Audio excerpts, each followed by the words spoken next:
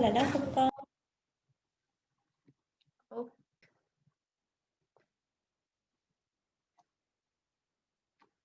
Okay, how many people do we have? I think we're good to go.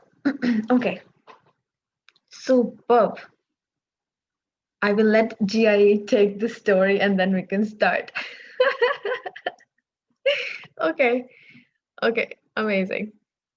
Super. So, guys, the agenda for this session is going to be mainly on communication dynamics that you face in negotiation if you've already had some experiences with it so far in your terms.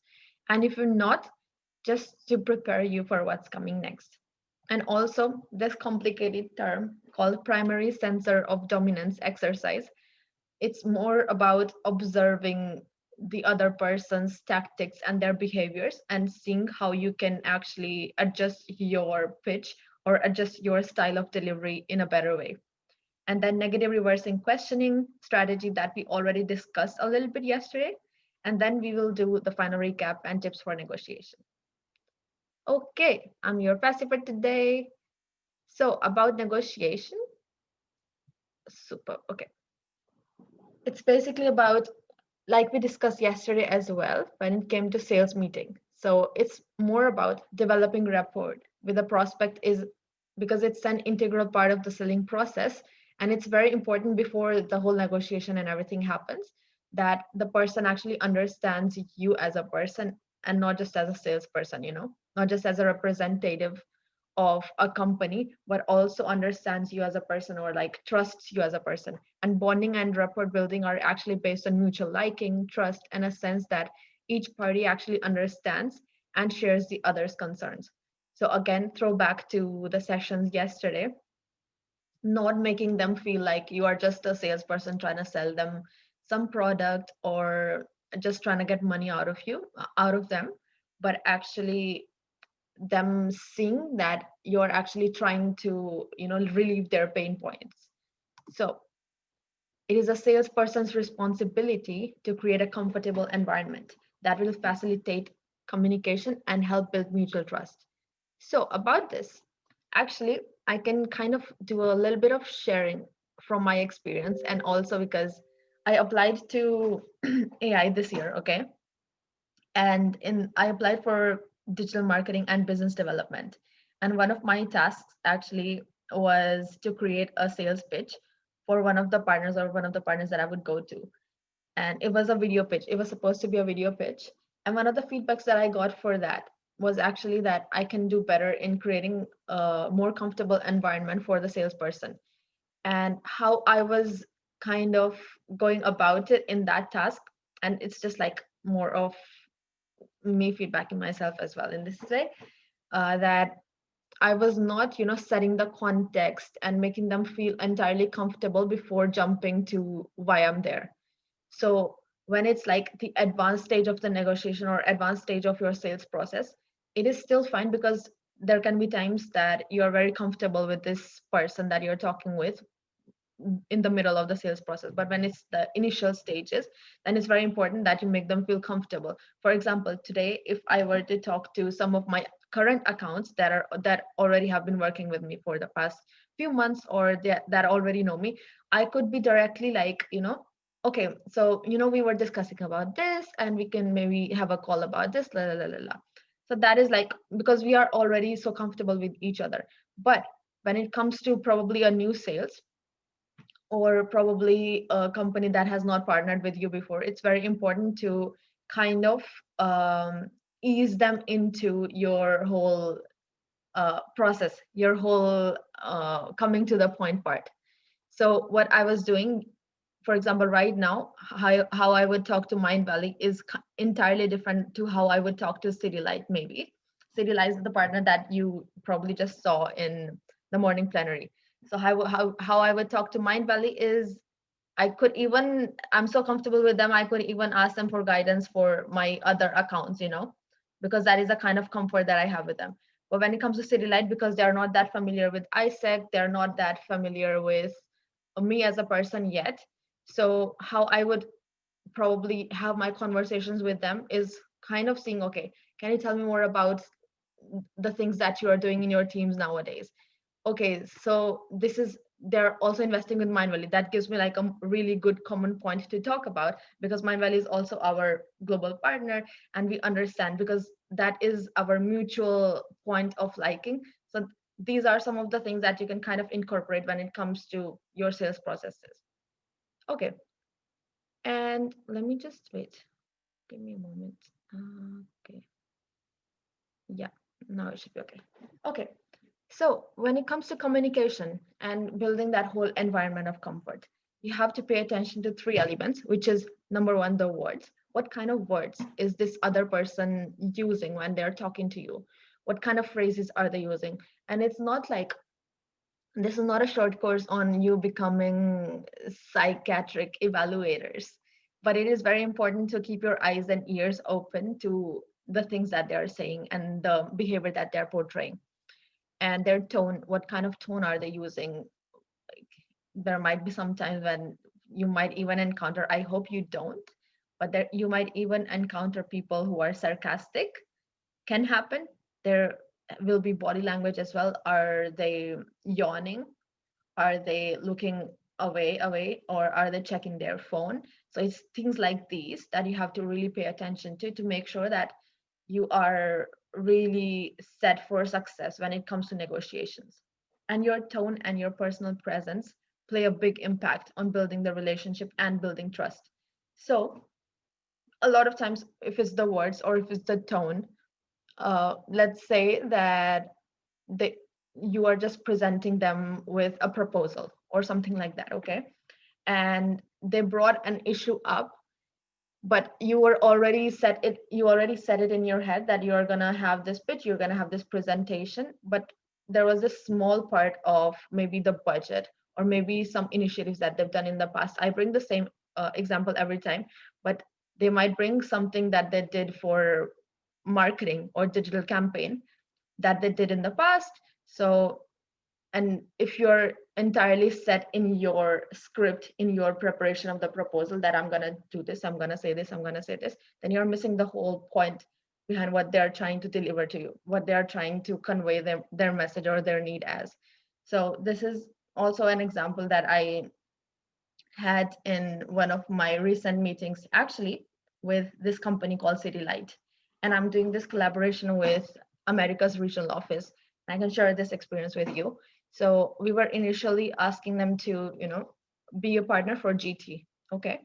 And what happened was they have immediate need for people. But on the other hand, it's also like India is a very tricky country to do GTs with right now because the borders are closed and it is very tricky. So we were kind of having this set mindset in initially, okay, like this is definitely just GT, this is definitely GT. But then we asked them the questions from what Aman was telling us in the sales meetings. We got to know more about what they are doing as a company, and they actually would also benefit perhaps from an alumni engagement because they're also looking for people in higher leadership roles because it is still a very young company. It is only 8 years old, and they're looking for people in higher leadership positions. And then we were like, okay, our alumni might be working perhaps in big companies like Philips or something, some places like that, and we can connect them to that. And that kind of makes them feel like we actually care about them. And then we also invited them to this conference, which again is for them to connect with more young people. And this is not just me trying to get money out of them. This is more me actually trying to listen to them or trying to support them to make their vision better, to make their pain points or to make their strategies for the coming years. And Isaac acting as an enabler for that. Okay, so when it comes to primary sensory dominance, so we have usually, I'm not sure how many senses we have. Of course, like there is sight, there is smell, there is hearing, there is speaking, there is touch. And your primary sensory dominance, according to the research, that it is found that it is easier to learn, remember, and analyze and understand with one of our sensory systems. So all of us, we have one sensory system, one primary sensory system, which is more dominant than the others. For example, I'm not sure for me, exactly what it is, but I think I'm more of like the person who likes to feel things. There might be people who like to see things. You might have experienced in your schools when you were studying that you probably like to read more, and there might be people who like to listen to audiobooks more, so their auditory sensory is more dominant. So it's things like this. And just for example, so when it comes to like visually oriented people, they prefer to see things to make sense of them. And in this case, probably your prospect is going to say that, can you show me? Can you show me how you did this in the past? Can you show me maybe some good case practices? Can you show me how the engagement space for a conference would look like? Can you show me how the Global Leadership Day would look like? So they would prefer to see an outline of a project than hear about it. And when they explain something, they will give you their view of it. And when they describe a situation, they will paint you a picture so that they are more like they paint like an image for you to visualize things more. When it comes to people with auditory orientation, they prefer to hear about things. So you have to kind of keep an ear out, not an eye out. You have to keep an ear out for this. They use phrases like, can you tell me more about this? Can you, or they like to ask questions more, and they would rather hear about a project than see the outline. And good news is that they will they will tell you is that unfamiliar things won't ring any bells. So if you are kind of telling them things, it is also saving you a lot of times if you're not presenting it to them. But if what you're telling them is not making sense to them, they will tell you it to you right away. It's like direct feedback. And if what you're telling to them makes sense right away, they will tell you that yes, it sounds right.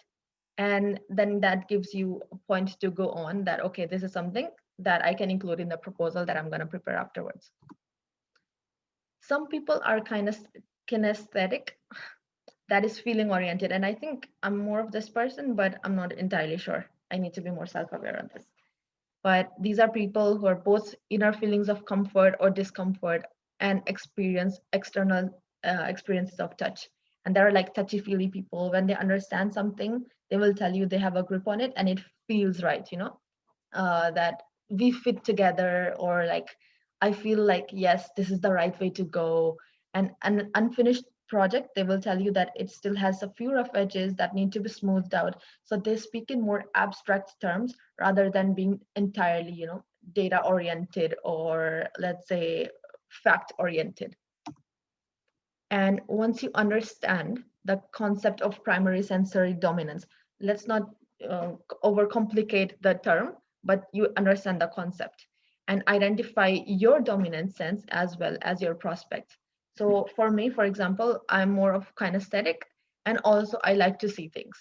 So when I present, I know like these are my strong points. But if I see someone who is telling me, can you tell me more about this? I know that I have to adjust myself accordingly. And you can use that knowledge to improve your communication and the effectiveness of your negotiation. So it's a very short exercise time. I think I'm gonna give you, yeah, we can still have 5 minutes. Think about your last prospect meeting, and it doesn't have to be a meeting that is like in final negotiation stage. It can be just be like a normal sales meeting. And I will send you the link of this slide. It is already filled, but it can wait. Yeah, it is already filled, but it's filled for you to see which cells are there.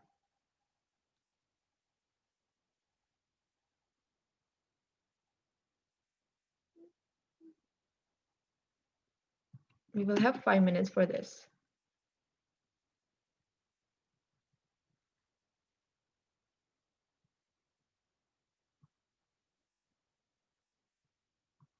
And yeah, I've already created copies of this, so you can just all pick one slide and work on that.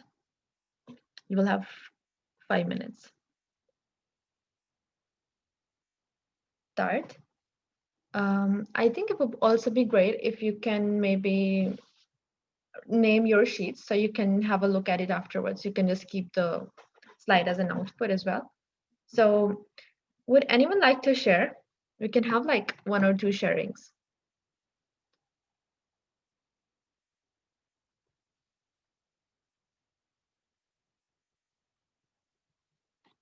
Anyone?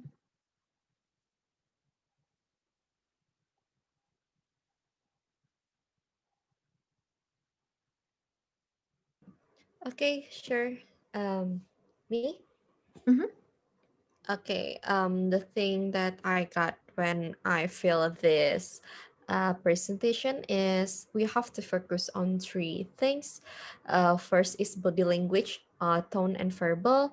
But I already know that these three main points is really important. But I just realized that there are so many things that we have to need to focus and secure this thing when we are doing a negotiation to our targeted partners.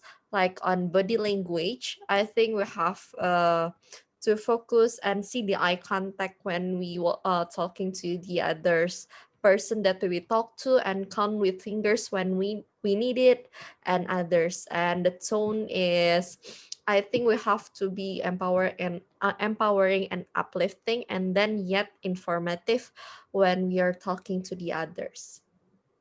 Amazing. That's really, really good. Thank you so much for sharing. Yes. Actually, for this, because I understand a lot of us know these points, but it comes with a matter of habit, how you are observing all of these things in your daily practices. So we'll be having a short activity afterwards as well. Okay, I'm gonna share. Okay.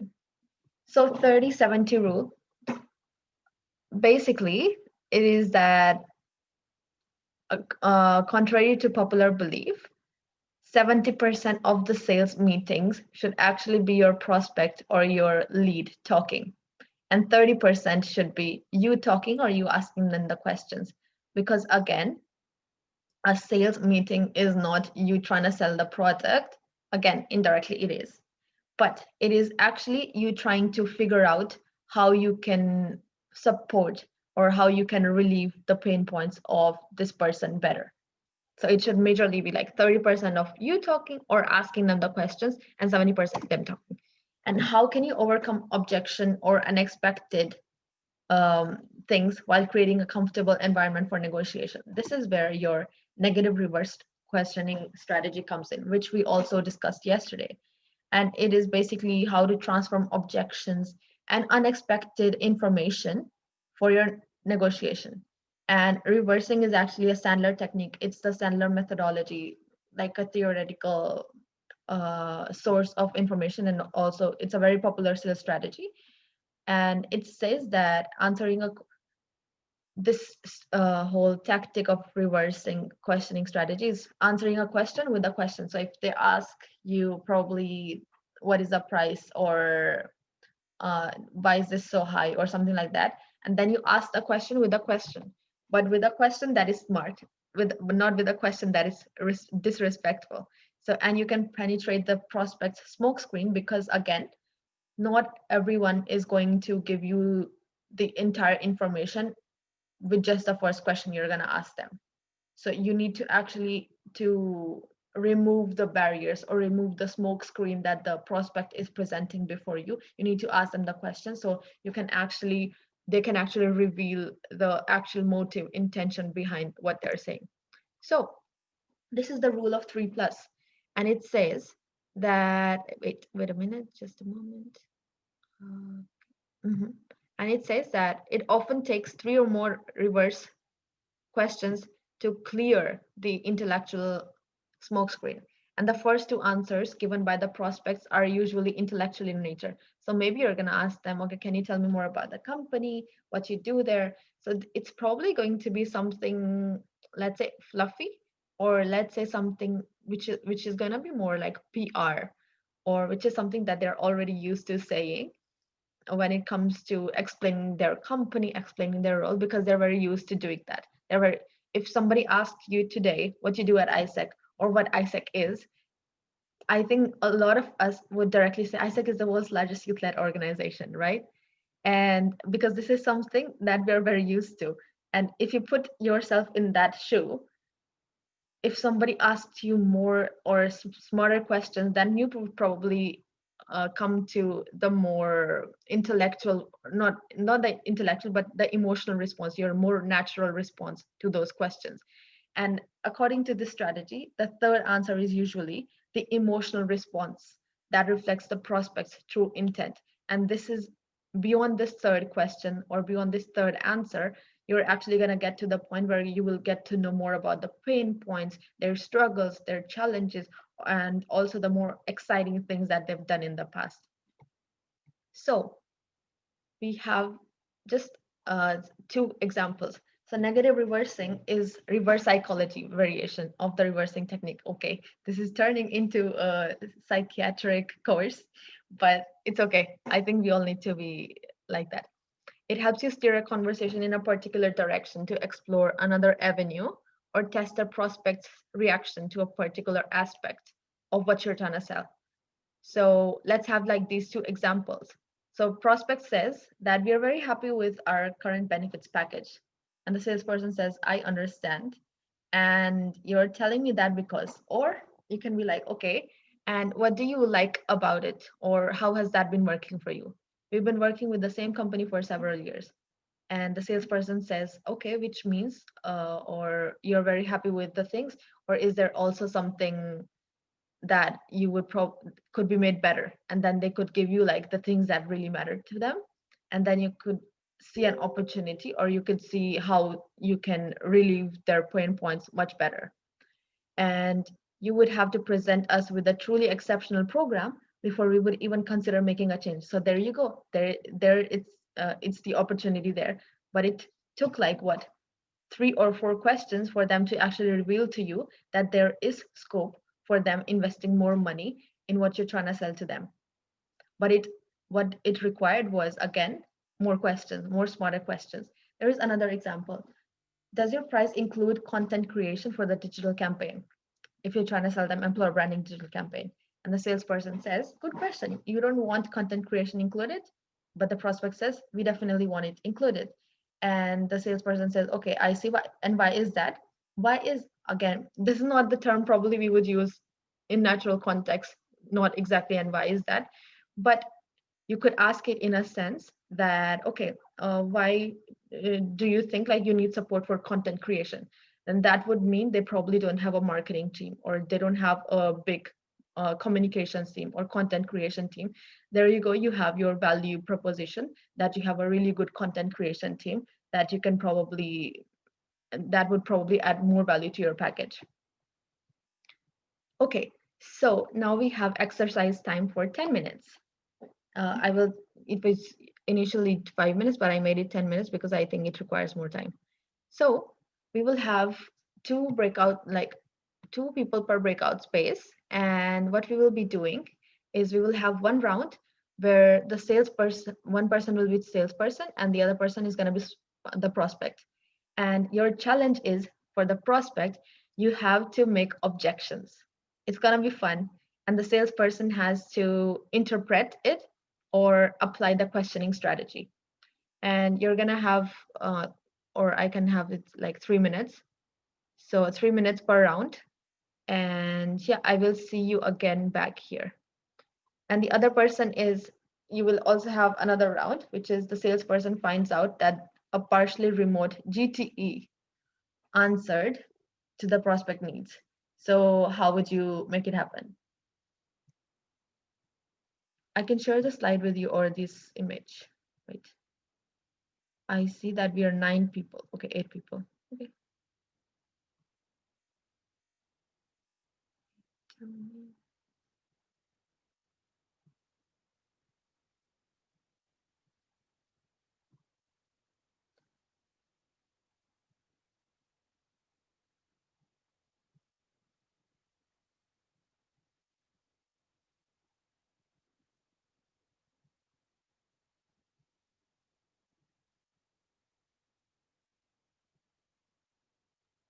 We have strategic alliance events. So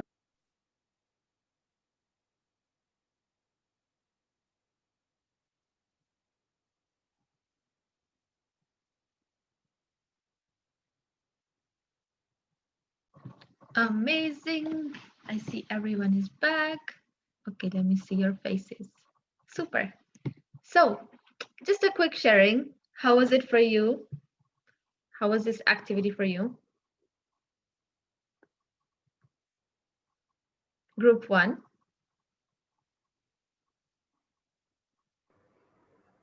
I forget may if I'm a which group. Yeah, you were I group forget one. Yes. I'm the group one. So me and Lermin and then Andy is Mhm. joining the group one, and I think it was quite fun, right, Lermin? Yeah. Yeah, because we did a negotiation there about our national conference, and we were talking about the pricing. Yeah. But we So, managed to do only mhm. one. We managed to do only one negotiation. It's okay. It's okay. But what were the main challenges perhaps you noticed or main learnings?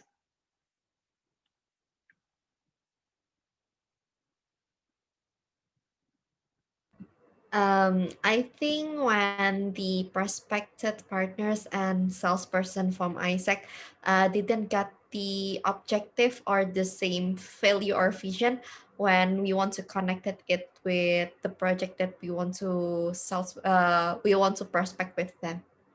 Hmm. That's very common. Yes. Yeah. Okay, group two.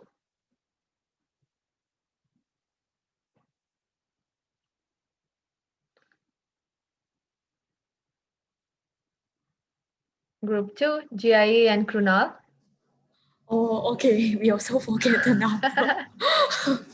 Yeah, I just basically what is fun inside the team is like Kruna thing. I'm just asking him the general information, but not doing the simulation with him. But then the things is like I think I learned a lot of things from the negotiation, which is like, we need to set our own boundaries because Kruna actually do this very well. Like because I act as the company who asked him like, if let's say I do not need your digital content like creation and also writing, then I just need to post in your national page. And then what he tell me is like, we need to cross check first to really see the quality and also to make sure there doesn't have any violation on posting in our national page. Then only we can allow you to actually post in that. If let's say you don't need my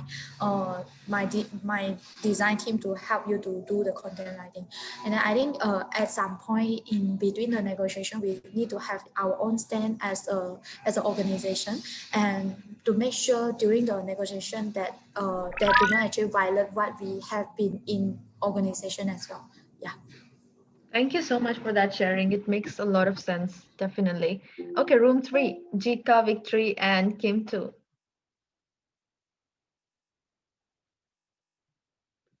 All right. I can share. So I played the role of the salesperson. Oh my gosh, I'm spotlighted. I'm so shy. Anyway, um, I guess it was really challenging because um, the prospect was already self-aware in a sense that they knew what they wanted to do, and the national conference touchpoint might not be the best yet. So I was trying to understand, okay, what kind of audience do you want in the first place, and maybe try to compromise that the audience in the national conference can be a good touch point for employer branding. So yeah, it was fun even if I was on the more challenging end. I think Bev also had fun. So yeah. Thank you so much for that sharing. I hope you learned and had fun. And this is it for this session.